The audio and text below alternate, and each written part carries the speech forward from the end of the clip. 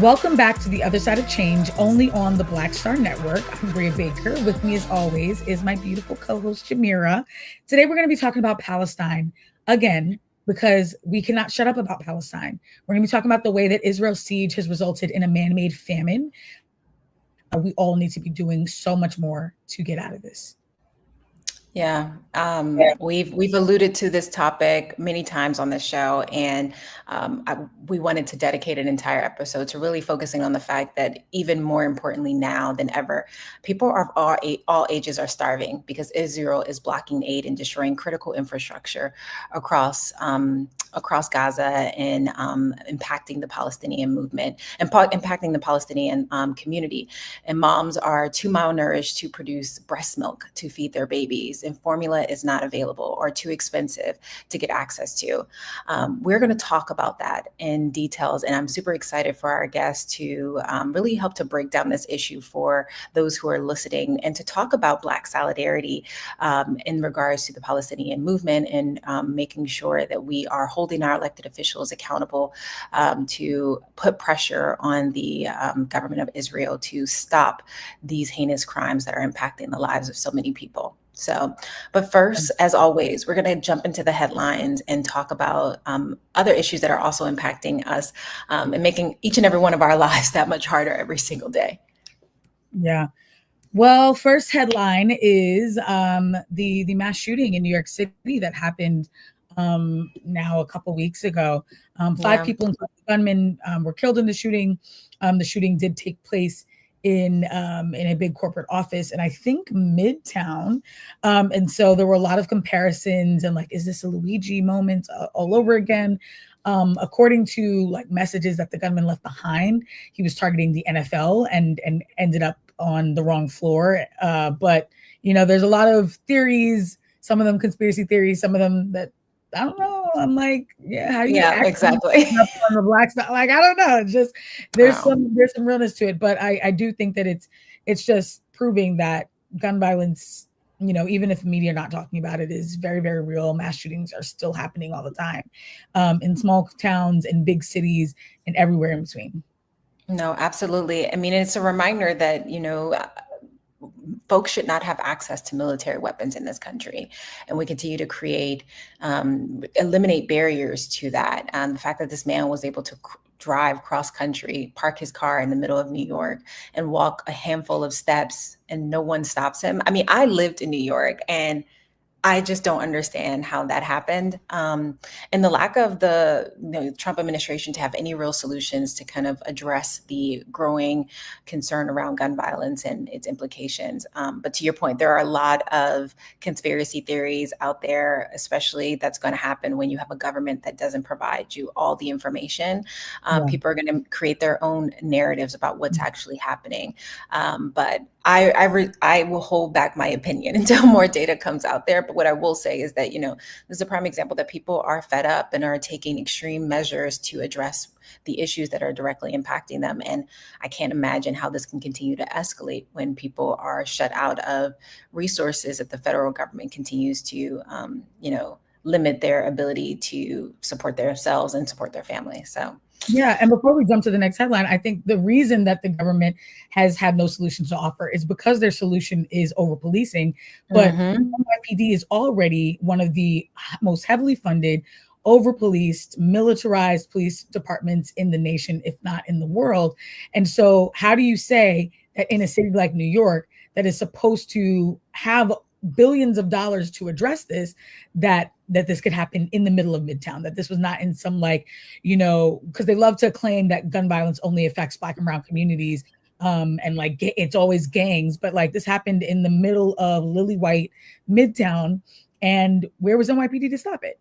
What is all the money doing? So like I think they don't even want to have to grapple with the fact that, kind of like with Uvalde, it was like hopefully people don't ask why police are so inept, because then it will actually revive conversations around, well, if they're not keeping us safe, then let's use the money in other ways.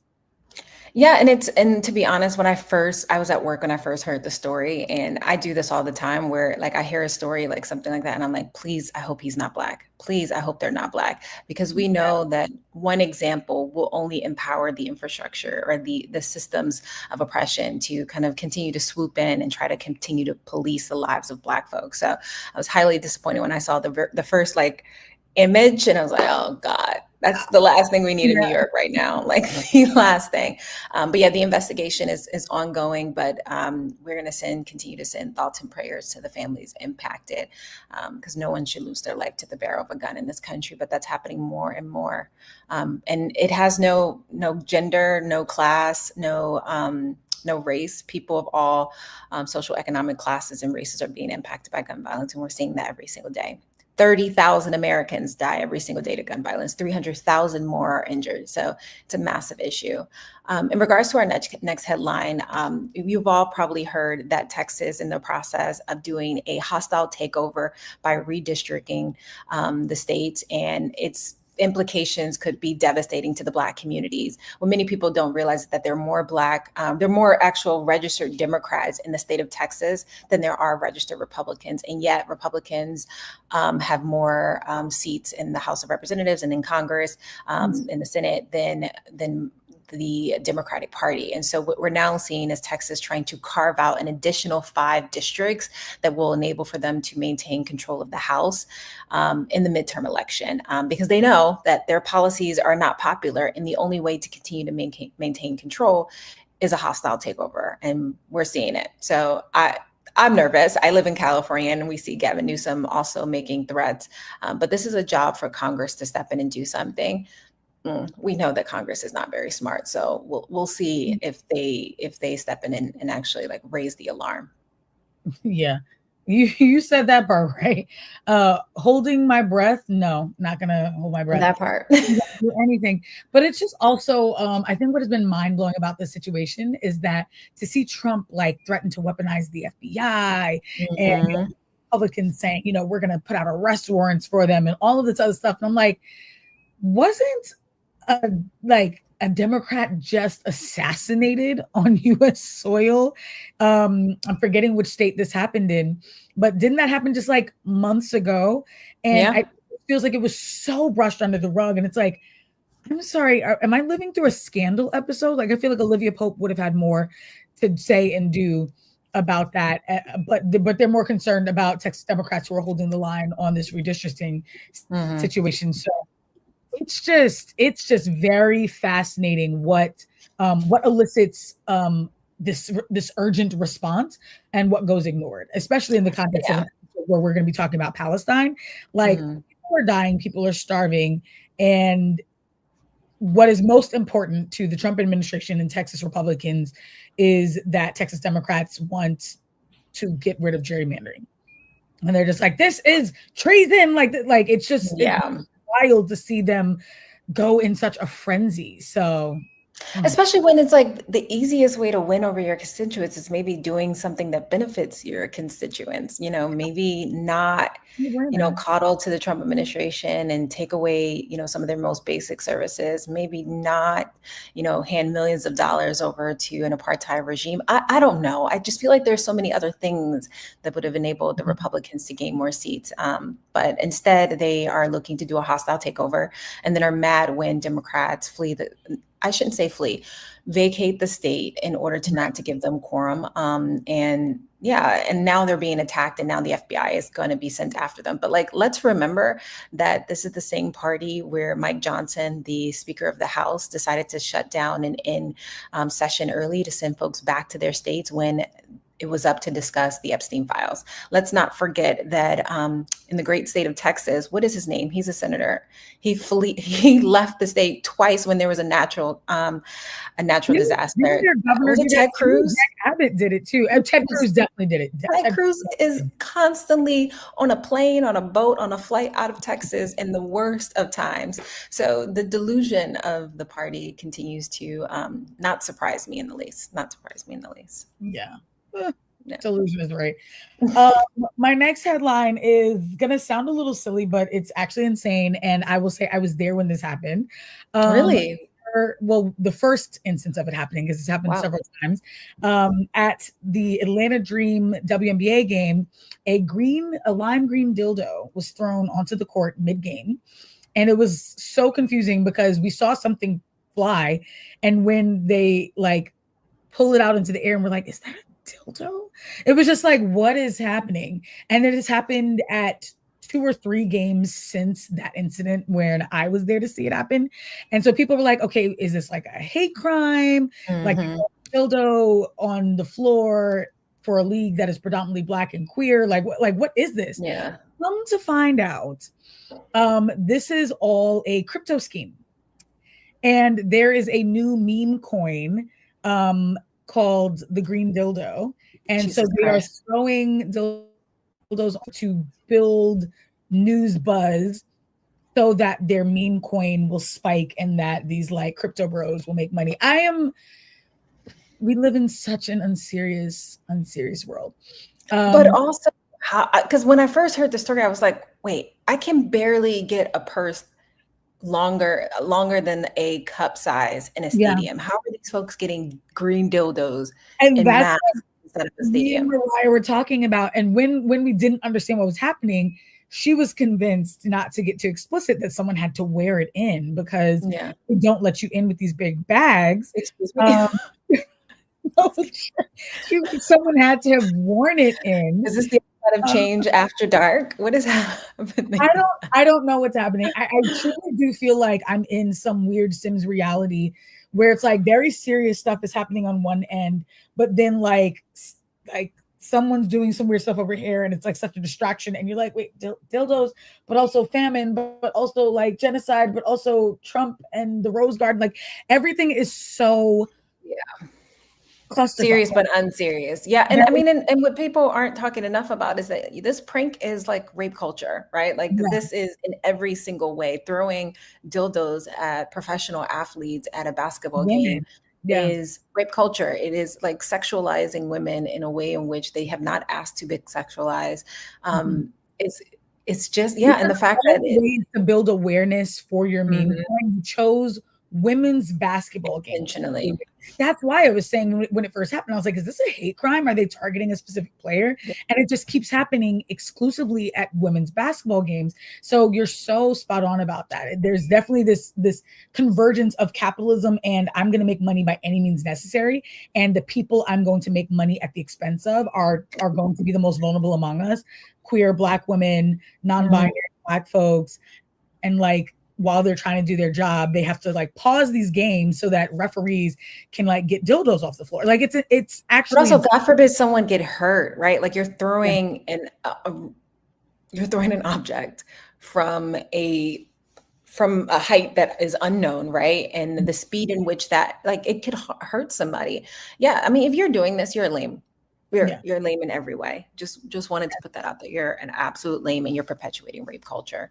Like it's so unnecessary. Yeah, because also you could get publicity in other ways. But why is the symbol for your meme coin a green dildo? Like, help me, you know? On that note, we have one more headline. If you all might have heard, the State Department is now potentially requiring visa applicants to post a bond of up to $15,000. Yo, America is a casino. I read that and I was just like, oh, we're about to destroy our tourist industry, because a lot of people save up for years to be able to finally come to America and like to visit New York and go to Disneyland and go to LA. And you're asking people to, if they're coming on a business or a tourist visa, to post a bond of up to $15,000 to enter the United States. It's crazy, and it's going to make it so unaffordable and unattainable for so many people. And I just feel like it's not a very thought out plan. Like it's, they're going to pilot it for 12 months. And I'm curious to see what impact that is going to have, especially when people around the world are being a little bit more critical about how they spend their dollars and like their disposable income. But, Trump administration sometimes has to in America I wouldn't come to America at all. And what's frustrating too is that other countries, of course, are going to say, well, if that's how you're going to treat our citizens, we'll return the favor. I remember being able to travel to Brazil without a visa. I remember to be able to go many places without a visa. And a lot of these nations are changing their visa restrictions for American citizens and saying, I think to get a Brazilian visa now to travel there just for tourism, not for business or school or anything else, you have to provide bank statements and like prove that your accounts have a certain amount in it. And I just hate this closing down of the borders, because I am someone who believes in free movement and that we should all be able to explore this beautiful planet we are inhabiting, and the fact that where you are born can dictate what country will let you in, how much documentation they need from you, whether they're going to require essentially a ransom, because that's what this feels like. $15,000 bond to travel somewhere feels like a ransom, all in the name of preventing illegal immigration. Like, it's just... But that's the thing. It's not actually, the problem is not being tackled, right? So this bond would only apply to citizens of countries that are not enrolled in the visa waiver program, which enables for travel for business and tourism up to 90 days. Most of these countries who are part of that program are Europe, right? Asia, Middle East. But people who are going to be impacted by this having to post a bond are going to be Black countries, right? Are going to be Hispanic countries, right?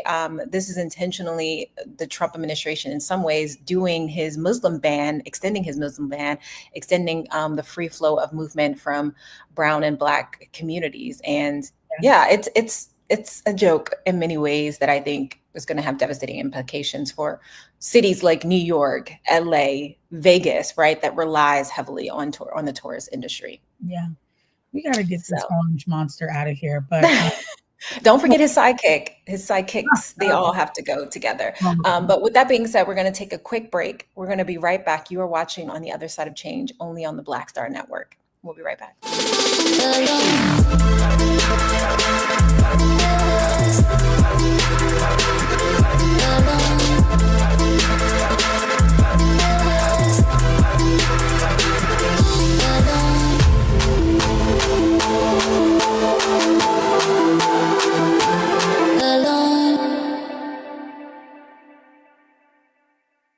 Hello, I'm Isaac Hayes III, founder and CEO of Fanbase. Listen to what I'm about to tell you. The window to invest in Fanbase is closing. We've raised over $10.6 million of our $17 million goal. That means there's room for less than 6,370 people to invest in Fanbase for the average amount. The minimum to invest in Fanbase right now is $399. That makes you an owner in Fanbase today. Go to startengine.com/fanbase to invest. Why? Because current social apps have taken advantage of users for far too long, with content suppression, shadow banning, harmful racist content, and no real tools for monetization and equity. Fanbase has over 1.4 million users and counting, allowing anyone to reach all their following and monetize their content from day one. Social media is the new TV, and whoever owns the apps that distribute that content have the opportunity to own potential billion-dollar companies. While big platforms with uncertain futures are failing to serve their users, Fanbase is stepping up to fill the gap. Don't wait until it's too late. Invest now, invest for yourself and your future. Go to startengine.com/fanbase and own the next generation of social media.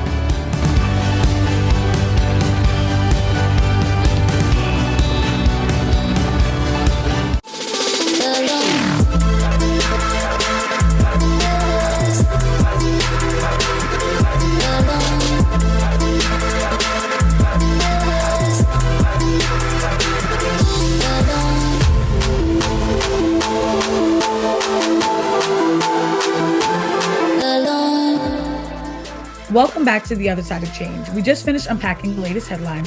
Now it's time to get serious and talk about Palestine, how the international community is failing to meet this moment. Couldn't agree more. Everything what Israel is doing right now to the Palestinian people is not only evil, it is cruel and it is coordinated. It started with bombs and bullets that was rightfully decried by the international community that is now taking the lives, what we know so far to be 60,000 Palestinians, according to the United Nations. It's the United Nations Relief and Work Agencies for the Palestinian Refugees have reported that number that have come directly from the United Nations. But we are currently seeing that more and more people continue to die and be what we call online unalived faster and faster due to this genocide that has now become almost 2 years in the making, if not decades in the making. And as we speak, 85,000 Gazans are now in the 5th stage of malnutrition. And we know this is irreversible. So this is going to not only impact the lives of those currently living, but future generations. We can't walk the impact of what is already happening back. All we can do is try to figure out how we can best stop the onslaught. Yeah.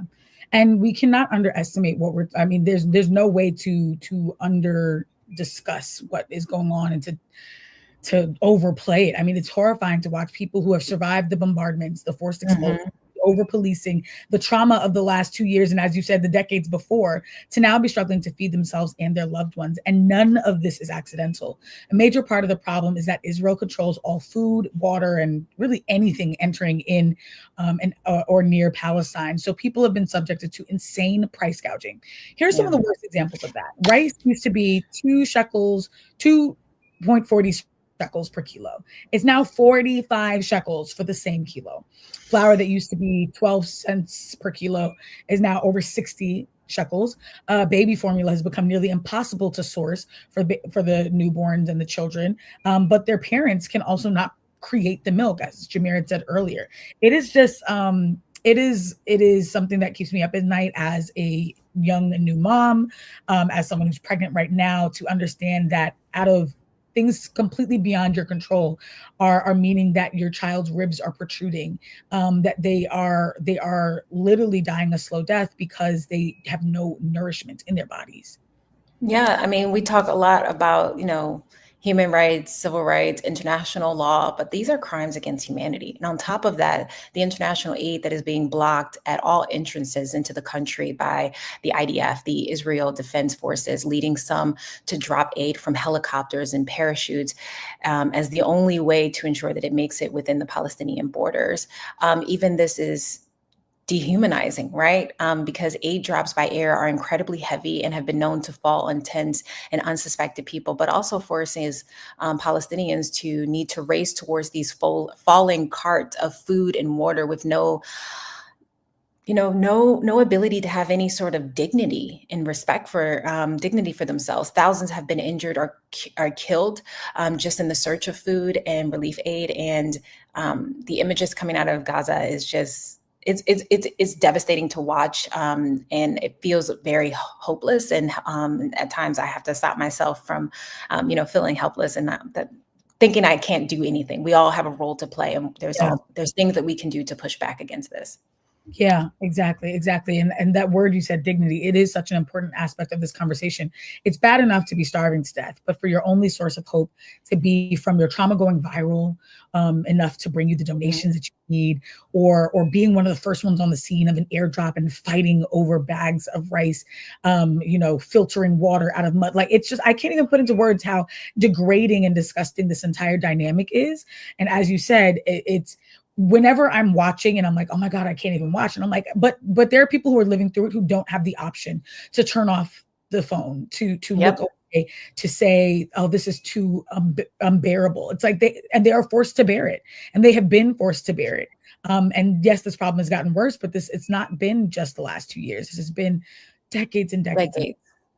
Yeah, and it's always important to note that, we live in a time where history is being rewritten, right? Where history is being erased. And at the very least we can do is bear witness to what is happening. So that way we can never be gaslit to believe that the reality of what we're seeing is not real. More than 2 million people, fathers, mothers, children, babies, grandparents, faith leaders, advocates, journalists, medics, neighbors are dying because their bodies are shutting down without the proper fuel and nutrients needed to carry on. And in the name of what? As many people are recognizing, this feels like a slow execution. We can't look away. Yeah. This is why we reiterate that this famine is not naturally occurring, because sometimes we use language that is very passive and doesn't put a name on who is perpetrating the violence. Someone is meticulously making this happen in this way.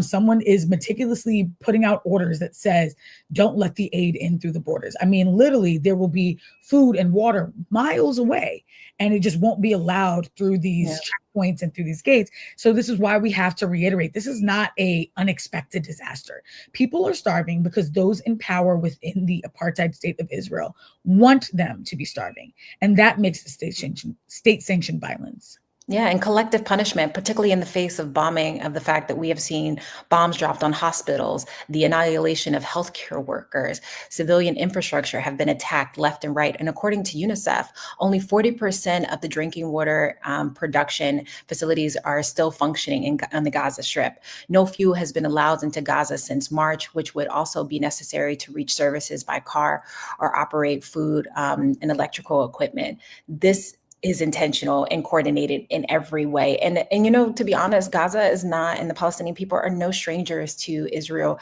limiting water and fuel and internet into their communities. But this, we've never seen anything like this before. Yeah. And there are people and groups on the ground that are doing their absolute best to provide aid.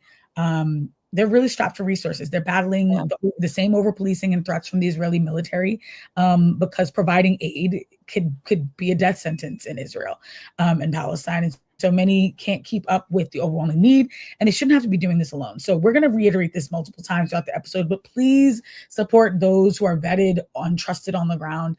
The Samir Project is one that I love to support personally. Mm-hmm. They are running projects all throughout Palestine, and they need your donations to keep going. You can find them on Instagram at the Samir Project.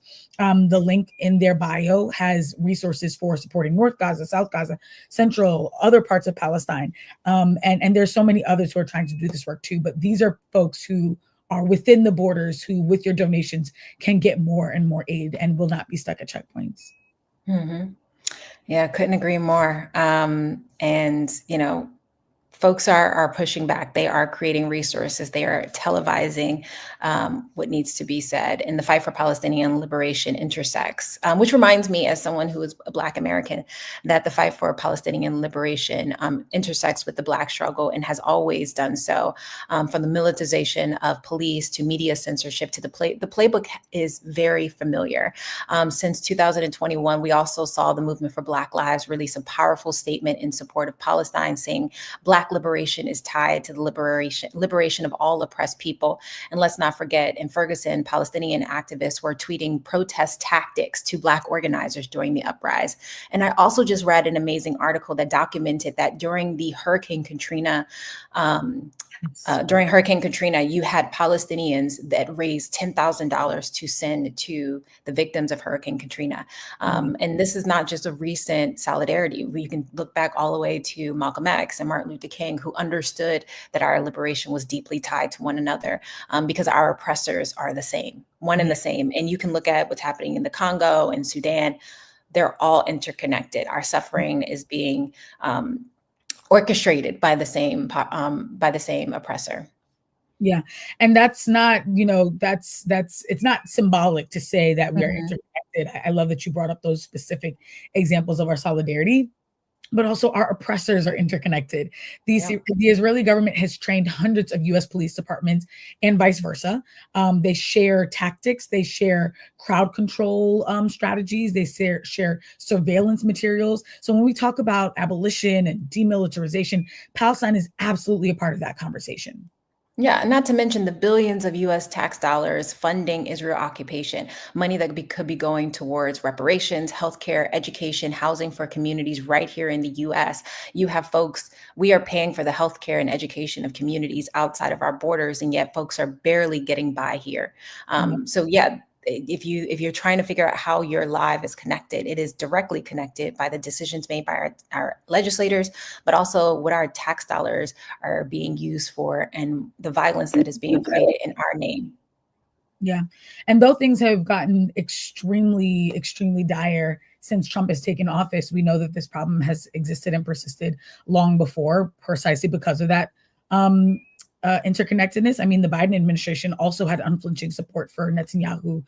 So we're seeing a serious fracture between younger voters and all elected officials, not just in the Party, but also in the Democratic Party. This is not just a foreign policy issue. It's a justice issue. It is a human rights issue. It is, as you said, a crimes against humanity issue. And we're not going to shut up about it. We need to put our money where our mouth is. We need to put our votes where our mouth are. We need to show up for boycotts and all different things. And I'm excited to dig into what that looks like, because as you said, we don't have the luxury of feeling hopeless right now. We have to do we don't have Yeah, we don't have the luxury to turn away. We're going to take a quick break, but we're super excited to bring up our special guest to help us unpack this dynamic and to take us deeper into a conversation of, not only what's happening, but what we can do moving forward. We'll be right back. You're watching On the Other Side of Change, only on the Black Star Network.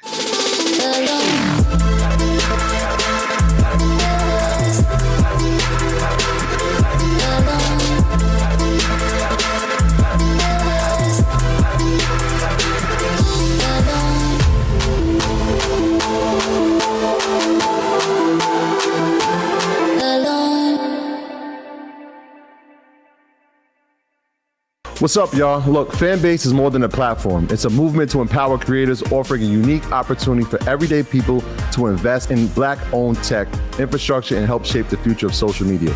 Investing in technology is essential for creating long-term wealth and influence in the digital age.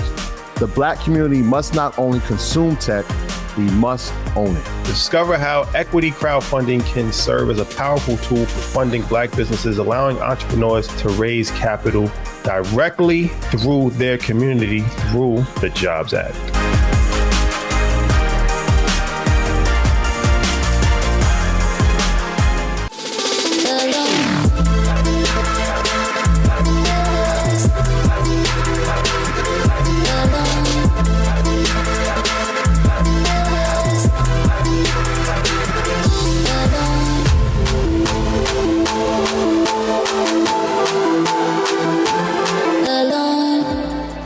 Welcome back to The Other Side of Change, only on the Black Star Network. I'm really excited about our next guest. I've been following him on TikTok for a while. Same. And so when Jamira was like, yes, we're going to bring on Tariq, I was like, okay, so joining us now is Tariq Raouf, an incredible Palestinian writer and poet. He's a culture worker and racial justice advocate who has bylines in Variety, Mashable, the San Francisco Chronicle, IGN, AV Club, Nerdist, many, many, many others. His distinct voice and activism not only shine through his written words, but also his TikTok, where he leads conversations and directs his more than 100,000 followers across these TikTok and Instagram towards critical calls to action. So I'm really excited to bring him up so that we can dig into what we can materially do. It's not enough to just say that we're against the violence. We've got to be about it. So welcome, Tariq.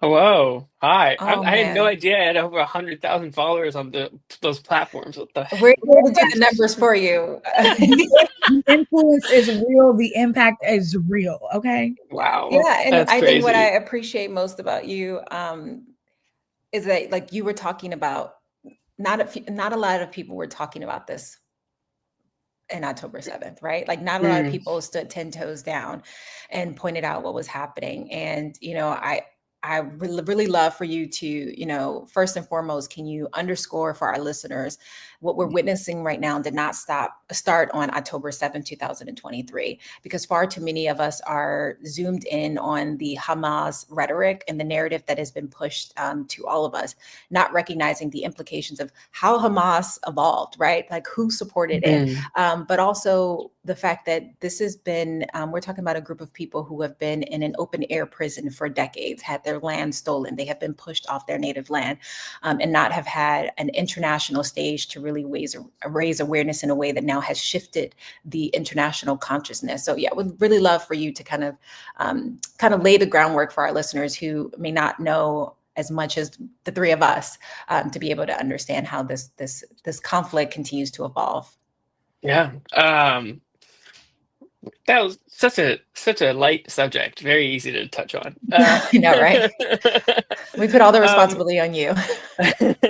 Well, so what's wild is all of this stuff that I'm about to speak on, and what I can speak on, is stuff that I've only even started learning over the past few years. I speak from an angle where I'm just getting back into my culture, because I spent 20 years of my life avoiding Palestine, avoiding my culture, much like many of your audience members probably, because it seemed too massive. I wanted to be that American happy kid growing up. I didn't want to be involved with all the freaking terrorism that I was seeing on my screens post 2001. I was like, that's not who I am. I'm, like Kyle XY. I'm like this, like the normal average American kid. Like, that's why I changed my name to Kyle. Yeah. So it's and so when I talk about it, I have to remind people that this is something that I'm only learning myself, and it is very possible to learn in a relatively short amount of time, right? Like, what I do know, and the stories that I grew up with, are that my family were based in Gaza and Lifta. My dad's family was in Gaza. My mom's family was in a village called Lifta. Lifta is now a world heritage site, and Israel announced a few years ago that they have plans to destroy Lifta because they want to build on top of it, of course. And so this all started, people even want to say that it started in 1948. The Zionism project to colonize Palestine started before 1948. This started in the late 1800s by a man named Theodore Herzl. He's the father of Zionism. And so this has been a long time coming, and it is all, and people want to resort to World War II as the thing that like caused a lot of people to that caused like Israel to be created, but people wanted Israel to be created before World War II. So this is it's been a very long time coming, and my family has been displaced from their homes in Lifta and Gaza. They moved to Ramallah. They moved to other places, and they eventually ended up. My family ended up in Michigan. My dad's family ended up in Jordan. Wow. All that to say, I feel like I'm ranting.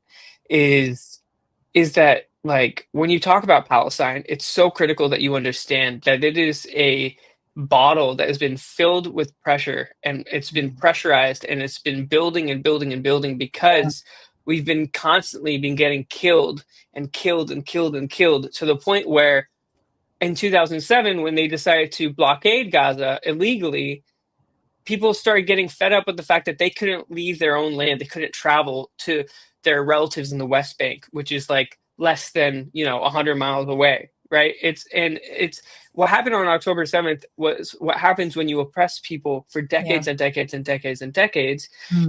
And one thing that I really want to make very clear, and I apologize if I'm ranting. So no, that's great. One thing that I want to make very clear are two things. One is this idea of like building on illegal land, right? Or this mention that what Israel's doing is illegal, because a lot of people just kind of bypass over that, and they don't really listen to like illegal settlements. They hear the word illegal settlements and they're like, whatever, like, you're just jealous because they're here, right? In like Gaza and the West Bank, per the UN, are literally supposed to be run by Palestinians. It's Palestinian territory. They're supposed to have control over every single thing.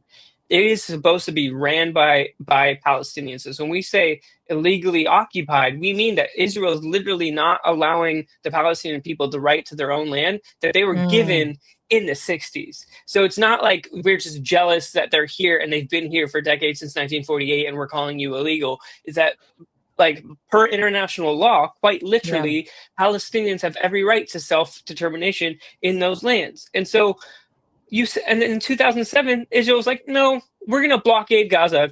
And it's not, I want to be very careful about calling it an open air prison, because then it paints this concept of Gaza being this modern city, of it being just this place that people were like put into, right?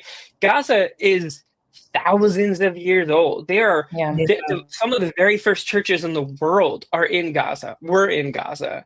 It is an ancient land. It is like a land that should be honored, just like the way that like Jerusalem is honored, the way that Egypt is honored, right? It is ancient. We have deep ties to that land, not just as Palestinians, but as humanity, because this is where humanity was like civilization thrived in this part of the world way back when, right? And so we don't look at that. We just see modern fences. We see the destruction, and we modernize it to the point where, like, oh, well, that's okay. But like, you don't think about the history loss. And then my second point is just that, like, oh God, I lost my second point. Oh my gosh. Sorry. It's okay. It'll come back to you. I'll probably just rant, so I apologize. It's really crazy because this is a war of words as much as it is a war of weapons, and you want to be able to that you think about it in ways that you've never thought about it, because otherwise you're never going to really fully understand the grasp of just how massive and unfair and how wrong it all is. Yeah. First of all, thank you so much for breaking that down, and I appreciate you going back to early 2000s and even 20th century, because I think that does show how long it's going. And what's so interesting is that white Americans are very obsessed with revenge culture.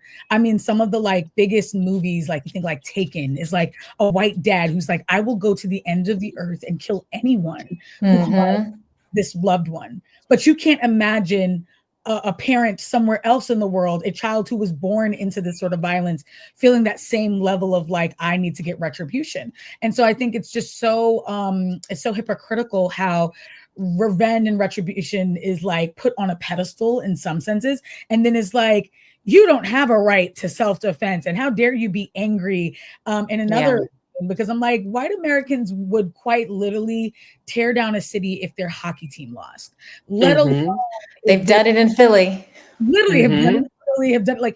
So don't tell me that you wouldn't respond very similarly if you and generations of your family were subjected to the violence that Palestinians have been subjected to. And so I appreciate you naming that, because people who are just but October 7th, and it's but since 1948. And October 6th or October 5th or October 4th or October 3rd. There were things Palestinians were being killed then. Right? Yeah. It's the disproportionate. Oh, sorry to interrupt you. No. The disproportionate response is wild, especially considering that again, you want to talk about the legal terms. You want to talk about how people are actually thinking about these things. And when people are occupied under international law, it is their right to self-defense. So what happened on October 7th specifically is that Hamas targeted military outposts, and they destroyed the fence that was illegally keeping them in. There was a lot of chaos that happened after that. But the act of Hamas targeting a military outpost to get out and to break the blockade, that is legal under international law. Not talking that every single thing that happened on October 7th was legal, but armed resistance is legal under international law. But then you go on Piers Morgan and you go on these fucking shows and they're like, do you condemn Hamas? And it's so outrageous because no one is being asked, do you condemn Israel for the starvation of all these children? It's mind-boggling. Exactly. Yeah. Exactly. What's going to bring go ahead, Jamira. I was just going to say, that being said, right, the dehumanization of forcing people to try to this way of words of who they have a right to, who has the right to self-determination, who has the right to defend themselves. And it also calls into question when we think about the dynamics of the human rights violations that is preventing people from getting access to water and food, right? Most of the focus has only been around children. The children are suffering, but also women and men are also suffering in these inhumane conditions of all ages. Can you expand on that and why we need to broaden our conversation around who deserves access to resource, who deserves access to justice, who deserves access to pushback of all ages, regardless of whether or not they're just children? Oh gosh, yeah. It is, I mean, that's part of the dehumanization, like you said, is we have to fight so much harder to be seen as human. And for some reason, our men aren't seen as human at all, because our men are part of the stereotype that Hollywood has been feeding the world for generations, right? The angry Arab, the dangerous terrorist, the tropes that made me hide away from my cultural identity for 20 years. And is one of the things that makes it so much harder for us to be seen as human. And so it's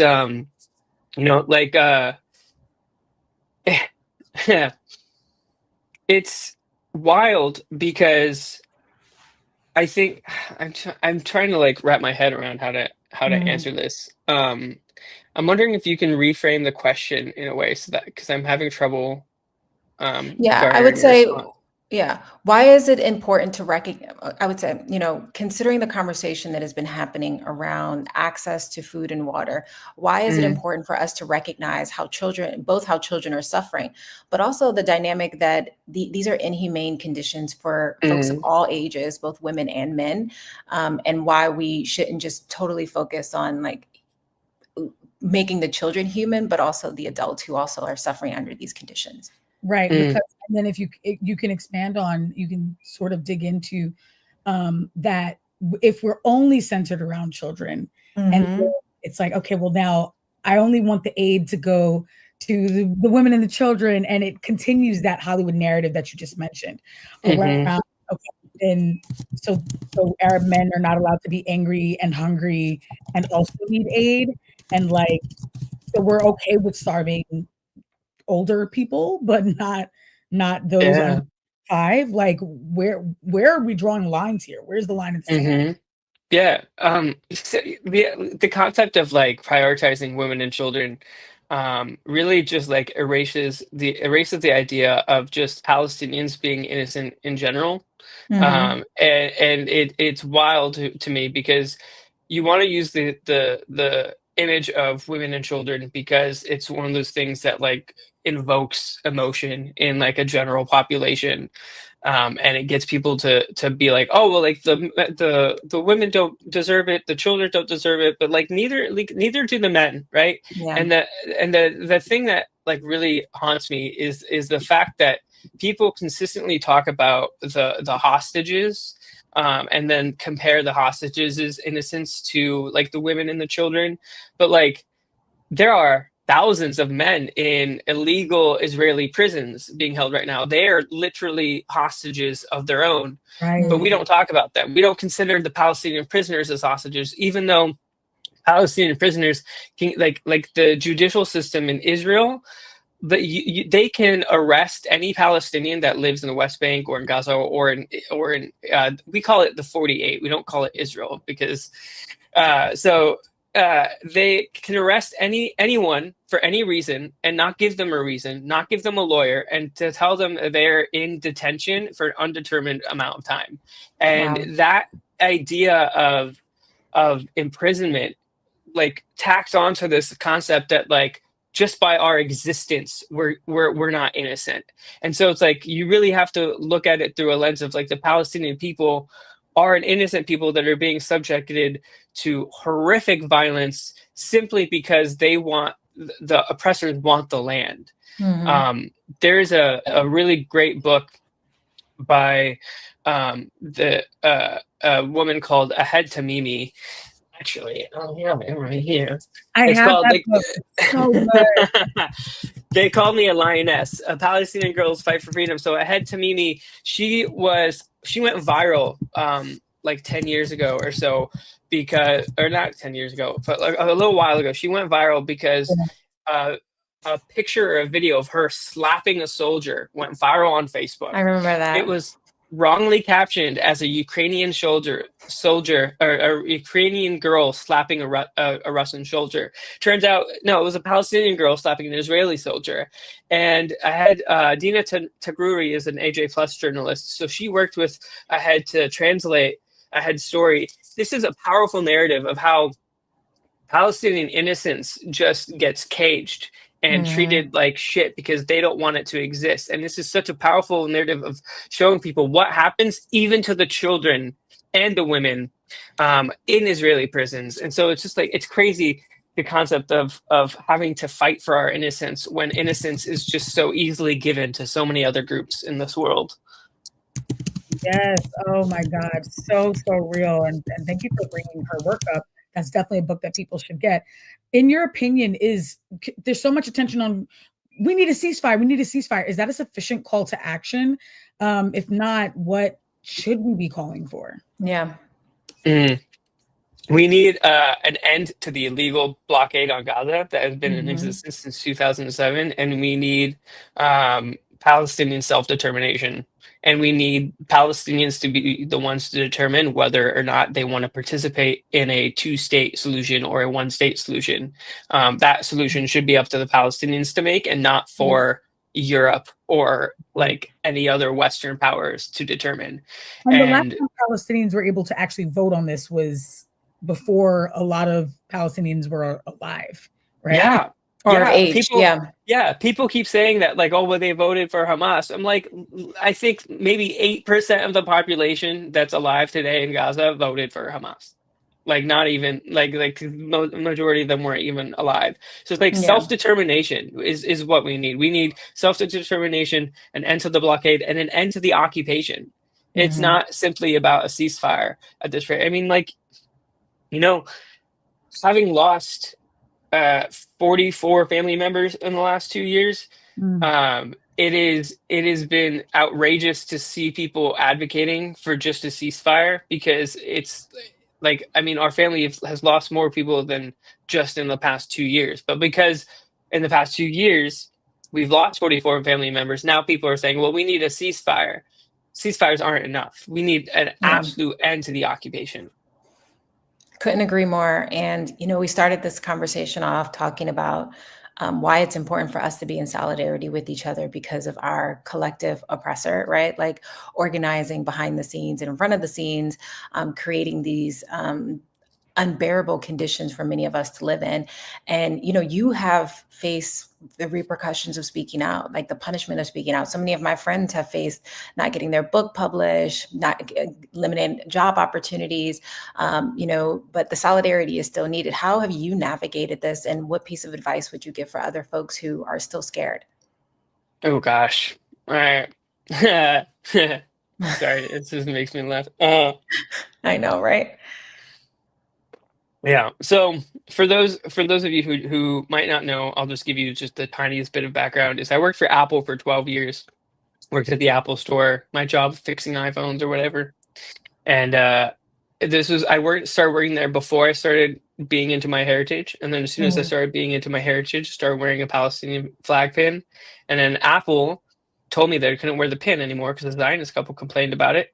And they said that me wearing the pin in and of itself was political solicitation. That's what I started going down this rabbit hole, trying to be like, how does Apple feel about Israel? And then I discovered that Apple was massively Zionist. I spent years of my what is the career? Thank you. I've been spending years of my career at this company only to find out that all this time that I spent, I work for a company that is doing things that I just don't believe in anymore. And I had to speak out against it because I knew that it was wrong. It went against everything that they were telling the world about who they were and what they believed in. And it felt like it was my moral duty to speak up and tell people about it. And oftentimes people don't know about what's going on in Palestine. They don't know enough. They don't know like the extent of how racist and horrific their employers could be. But then when you start digging into it, you start realizing, oh my gosh, this is like absolutely not what I had expected at all. And I started speaking out because I knew that the only way that we could ever change this world is if we speak up against the injustices inside of it. And I am lucky that I had a community of like-minded people that kind of knew and understood what Palestine was going through. Yeah. And so if people are just starting to dive into this and just starting to realize like, oh my gosh, like my employer is complicit, or someone that you know is complicit or supports this stuff. Like, I think the first thing that you need to do is find the people that understand. We are everywhere. It's not nearly as hard to find a Palestinian supporter as it is in the past. And just do what you can to speak up against it, and know that speaking about Palestine is going to make people uncomfortable. But you don't change this world by being comfortable. You change this world by going through discomfort, either yourself or having other people have to face the horrific discomfort of what a genocide, what apartheid, what ethnic cleansing means. And it can be really difficult, especially if you are one of the only people in your community, one of the only people in your circles that are really starting to open your minds up to the extent of all of this. But like, there are so many Palestinian organizations, like grassroots organizations in so many towns around the world. There are so many platforms on social media. There's so many websites and organizations that you can go to try and be connected to the people that understand. And once you're connected to the people that understand, then once you start feeling a little bit more confident about like, okay, I thought this was complicated. It's not that complicated. What can I do to help? Then you start affecting your own circle. We don't have to change the entire world. We don't have to think about all of the people that are like voting for, Donald Trump. It's not our job to change all of those minds. It's our job to change the minds of our neighbor, of our coworker, of our classmates, because that is how the revolution begins. It starts with us by speaking to every single person around us. Yes. Yeah, I needed that. Yeah. We have to make it insane to not be talking about it, to not be doing something about it. I mean, you kind of already dug into this as far as what can people do, but is there anything else that you would say you want our listeners to know about how they can step up in this moment, or about how they can support you in your work? Yeah. I think the most important thing is just do what you can to learn what you can. There are so many resources that you can use to learn about the extent of what's happening. There's so many, like the 1,000-year war on Palestine by oh gosh, I don't have that book next to me. I'm gonna go up and see if I have it on my shelf. I have it somewhere. I'm trying to remember Rashid Khalidi. Thank you. So the 1,000-Year War by Rashid Khalidi is a great historic look at how Zionism began in the early 1800s, kind of like I mentioned earlier in this video, and it goes up to like the late 90s, early 2000s. It's really, really, really good. It's essential reading if you want to know the facts of what happened, because he uses so many great resources.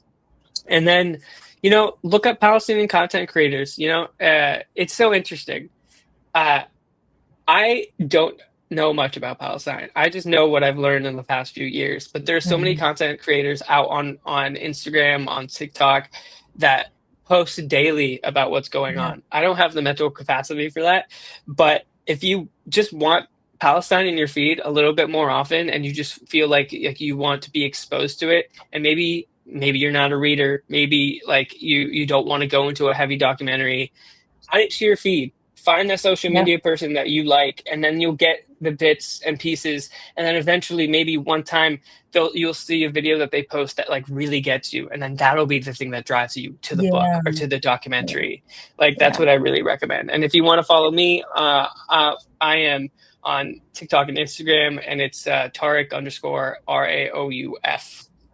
And I post what I can. My big thing is about big tech's complicity, because I got fired from Apple, and tech makes up 30% of Israel's economy. Tech makes up a huge factor. Tech is massive. They have invested so much, and every single tech company that we use, 99% of them are all complicit in operating in an apartheid state, knowing for years that it's been an apartheid state before this genocide even began. Wow. So that's what I talk about. I talk about how deep tech is into this like racism. And so like, if you want to know more about that, I guess that's what I'm good for. No, we appreciate it. You're good for I've learned so much from your videos and your resources, but we really appreciate you joining the show, and hopefully we can have you back in the near future. Hopefully we're celebrating the stop of what is currently happening. So thank you for joining us, and hope you enjoy the rest of your day. For those who are watching, we're going to take a quick break. You're watching On the Other Side of Change, only on the Black Star Network.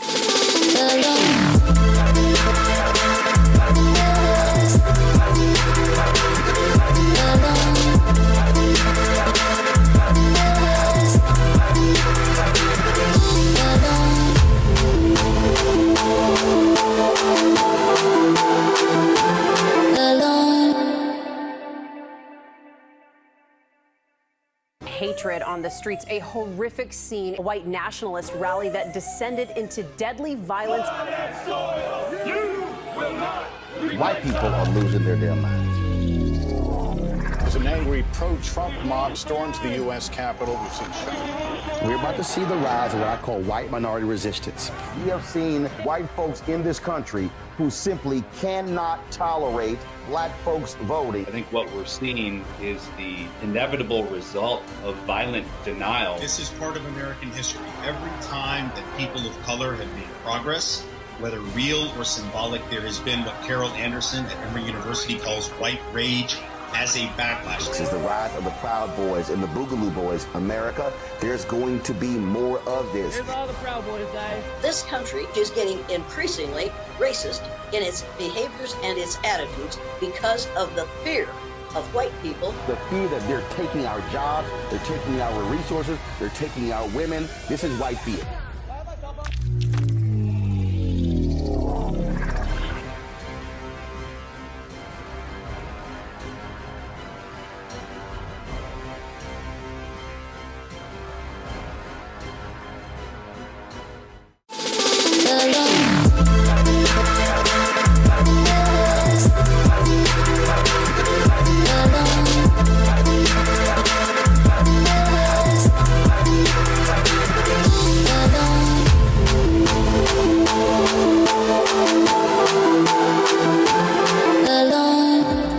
Welcome back to The Other Side of Change, only on the Black Star Network. That was a heavy and somber conversation, but rightfully so. We are, we can each be doing more and we should be doing more in this moment that is impacting the Palestinian people, generally to make state-sanctioned violence and famine a thing of the past.